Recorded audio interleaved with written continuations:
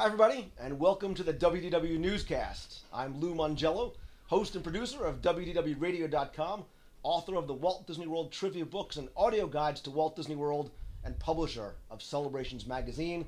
This is the WDW Newscast for December 22nd, 2010. Be sure and come by every Wednesday night at 7:30 Eastern over at WDWNewsCast.com, where you can be part of the live video broadcast and discussion. If you can't make it, be sure to come by, subscribe, and comment over in the YouTube channel at youtube.com/WDWRadio. Follow me on Twitter. I'm twitter.com/LouMongello, or on the Facebook friend page at facebook.com/WDWRadio for updates and announcements. I want to welcome a new sponsor to the show, as you may be able to tell from my sporty Touring Plans t-shirt. This week's newscast is brought to you by our friends over at touringplans.com. They are the research team behind the unofficial guide to Walt Disney World. At touringplans.com, you can find a crowd calendar which lists the best parks to visit, the most crowded parks to visit, and the most crowded parks to avoid every day of the year for the next 365 days. They'll also let you know how crowded each park is going to be on a scale from 1 to 10. Touringplans.com also contains more than 150 different touring plans for Disney's theme parks and the water parks, covering everything from parents with small children to adults touring solo to seniors and grandparents. And of course, you can take touring plans with you on the road into the parks. The new Lines application is going to show you the actual wait and fast pass times at every attraction in all 4 parks, as well as the future wait times and fast pass distribution times. Perfect if you're trying to plan out the rest of your day, especially if you're at another theme park in Walt Disney World. Nothing else like it. For more information, go and visit touringplans.com. And again, I want to thank them for being the sponsor of this week's newscast. So let's get right into the news. Just one news story to talk about this week, because earlier in the week, Disney unveiled new information and, more importantly, new concept art for the next new Disney resort, Disney's Art of Animation. I actually was on Fox 35 Orlando earlier in the week to talk about it a little bit. Want to talk about it some more with you guys. This is going to be the next value resort that's going to consist mostly of family suites, as was rumored for Pop Century's Legendary Years, which is the space that this resort is now going to occupy. They did a pilot program over at All Star Music, obviously very, very successful. Disney's Art of Animation Resort is going to consist of 4 themed sections. Little Mermaid is going to have 864 sea-inspired rooms, while the Lion King, Cars, and Finding Nemo sections are going to have a total of 1,120 family suites. There's also going to be a large main pool with a pool area, 2 quiet pools, and an animation-themed food court. Not a celebrity restaurant, as somebody had asked me about. This is going to open in phases starting in 2012, and I think there's a few interesting points that the Art of Animation Resort brings up. First of all, it's going to create new jobs. There's going to be about 800 new jobs created in Central Florida right away. Construction jobs are already underway.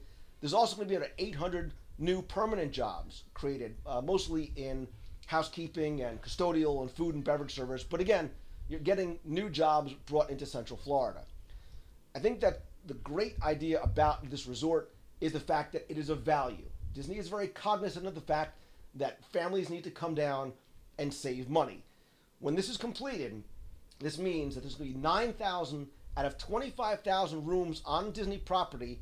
They're going to be at that value level. Now, the suites are going to be a little bit higher, but for the most part, they're all going to be in that same range. Now, the suites are going to be a great option as well, because they're going to allow families of up to 6 people to stay. There's going to be a master bedroom, 2 bathrooms, 3 separate sleeping areas, which include something they call an Innova bed, which is a pull-out bed that transforms from a dining or work table as opposed to just a sofa. So it's going to be a very, very flexible space. And I think that the fact that it is, a value resort is really the most important aspect of it. We know that there have been some themed rooms in some of the moderate resorts. We'll talk about that in a little bit. But again, Disney very cognizant of families needing to come down and save money. I think the theming of the resort is unlike anything that they've done before. And this is really sort of the first time to Disney films. Yeah, All Star Movies has references to some of the classic Disney films, but not on this scale, and certainly not inside the rooms as well. I think what we're seeing is that kids are instantly going to relate even better than something like Pop Century, where the history and icons have no real meaning or connection to them. I think people want and like the connection, not to just places and destinations like a Polynesian beach club or Coronado, but familiar Disney themes like the films. And I think for a lot of families and for a lot of kids, that's going to make this an attraction. And I'm looking already in the chat, people are saying it looks very cute, looks very cool. We're going to talk about the interiors as well. Let's go into the interiors. They didn't release any concept art, but Fox Orlando did release a couple of images from some of the interiors. And this is where the difference lies, because All-Star Movies, Pop Century, they are decorated a little bit like the theming of the resorts, but not to this level. So where each room is specifically themed to the wing that you're in. So you see in the Lion King room, you get that sort of Hakuna Matata savannah view. In the Cars theme room, you get the sense that you're at the Cozy Cone Motel.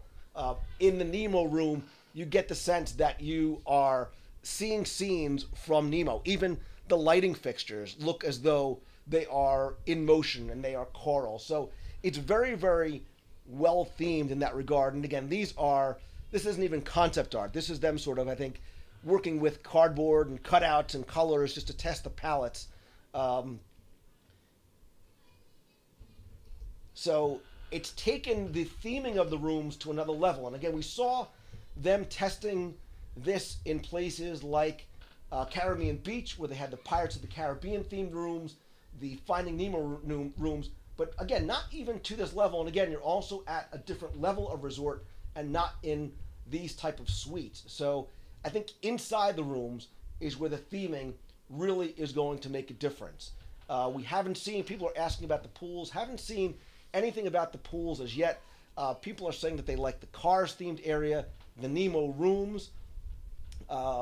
Coolest theme for a value yet. Seems like it's going to be great, says JJ. Great idea, especially for non-DVC members. Great. Disney Dogs, yes, it is going to be a food court. So I think what this does is I think this, especially the timing of when this is going to open it. The first phase is going to be the Finding Nemo themed wing. That's going to be in May 2012. It's going to be followed by the Cars wing, then the Lion King themed wings of suites. The final phase is going to be the regular value hotel rooms. That's going to be the Little Mermaid rooms. Those are going to open by December 2012. So everything, if it goes according to schedule, is going to open in 2012. And the timing is just right because there's a lot going on in the next year and a half, 2 years in Walt Disney World. With the opening in phases again of Fantasyland, there's even more reasons now to bring your kids down, girls and boys. With the animation resort, it's well themed, it's relevant for kids and families. With Hyperion Wharf, again, it's a place that families can go for free. Adults still have a nighttime destination as well. So there is something for everybody. And I think this is a great sort of punctuation on what they're doing in and outside the theme parks. A sit down and a food court, they're saying would be nice. Cars and Lion King seem the best to me. So I want to ask you guys who are in the chat, what do you think about this? What do you think about the art of Animation Resort as a whole? What do you think about the theming? My expectations are very high, says Disney Dan. I love the fact that they managed to be good for all ages. Disney does that so well.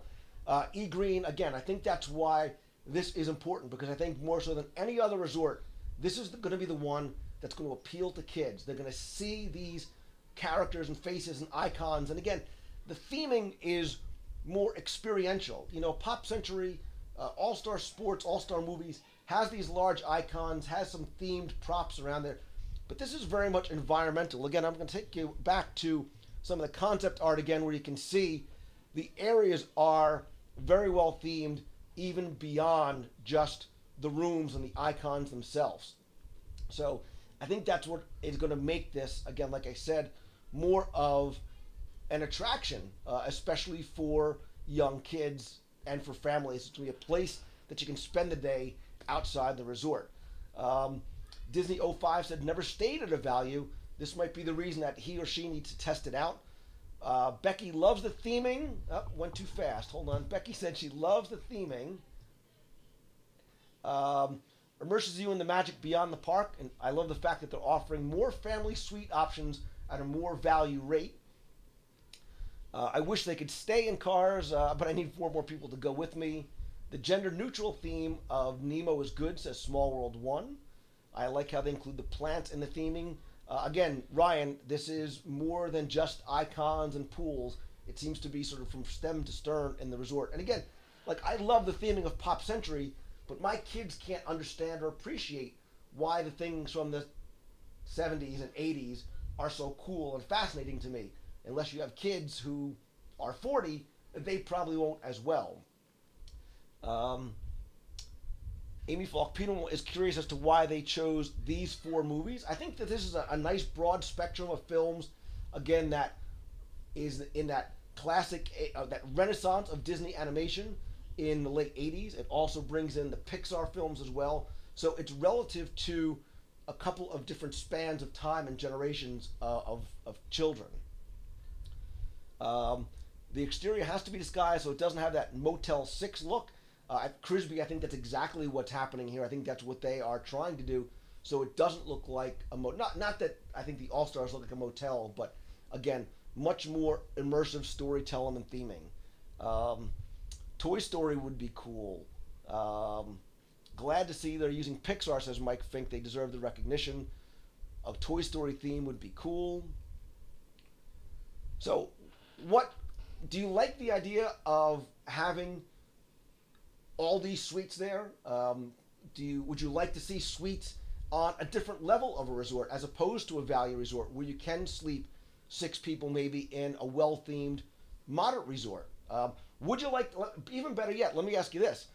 Would you like to see themed rooms in other categories of Walt Disney World resort hotels? So, for example, would you like to have a deluxe themed room in Wilderness Lodge, Grand Floridian, a new resort, a new themed resort? What about attraction themed rooms? What would you pay for a well-themed Haunted Mansion room, or a well-themed Tomorrowland room, or Adventureland room? Craig Peter wants to sleep on the grid in a Tron room, a Wally room at the Contemporary. Themed rooms would be a lot of fun, says Gina Marie. Princess rooms, Fab Five, would like themed rooms in all price categories, says Beagle Lady. A Tower of Terror room. Love attraction themed rooms idea. Tower of Terror, please, says Becky. I want to sleep in the tower from Tangled. These should be everywhere, says Phantasmister. A Tigger room, says, appropriate enough, Lori loves Tigger. A Scrooge McDuck room where you can swim in money, Soarin' rooms. So, yeah, we all sort of like the idea of themed rooms, maybe to attractions. What other films would you like to see themed rooms for? If we move away from the attractions, a Star Tours room, kind of like a Princess and the Frog, a Meet the Robinsons room, Newsies, Jungle Book, rooms like the Cinderella Castle Suite.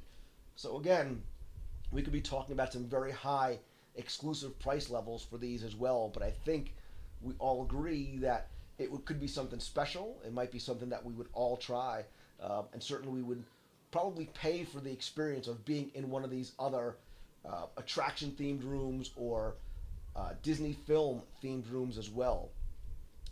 Mike says he's just kidding when he mentions the Black Cauldron. Alice in Wonderland, yeah, that could be, I mean, the possibilities are endless. You have a great number of options. I'd love to keep this going on in the comment section in YouTube beyond just the live broadcast. What do you think about Art of Animation? What do you think about adding all these suites to the value level? Would you like to see suites in some of the other levels as well? And what do you think about other themed rooms in moderates and deluxe? And what about DVC, as long as we're going there? If so, what would you like to see? So I think there's a lot to think about. There's a lot to talk about, a lot to sort of blue sky dream about. And I'm sure we're not the only ones. I'm sure Disney is also as well. And you never know what might be up their sleeve and what might be coming in the future. But again, 2011, 2012, excuse me, between Fantasyland, The Art of Animation, Hyperion Wharf, really, again, an exciting time for especially families who haven't gone back in a number of years. A lot of new things to do, a lot of new things to see and experience over at Walt Disney World. That being said, I'm going to continue the rest of the conversation in the YouTube channel. It's youtube.com/WDW Radio. Until next week, I invite you to come by WDWRadio.com. You can check out the WDW Radio Show there or on iTunes. The blog this week, I have an interview and a video with some time I spent with Santa and Mrs. Claus. You can come by and vote for this month's caption contest. And I also have a video preview of the Mickey's Toontown Fair audio guide to Walt Disney World. You can also download the free iPhone app, find out how you can get Celebrations Magazine, and join the fun, friendly discussion forums in www.radio.com/forums. Again, if you want to keep the conversation going, you can email me directly at lou@wdwradio.com or call the voicemail at 888-703-2171. That's going to do it for this week's show. I want to thank our sponsor, Touring Plans, once again. This week, whether you celebrate Christmas, Festivus, Hanukkah, whatever and however you may celebrate, I hope that you spend quality time with those that you love, and I hope you have a very happy, happy holiday. Be sure to tune in next week. I promise I'll sound better. 7:30 p.m. Eastern at WDWNewsCast.com. Thanks again to our sponsor, TouringPlans.com. Thanks to everybody in the chat. See ya.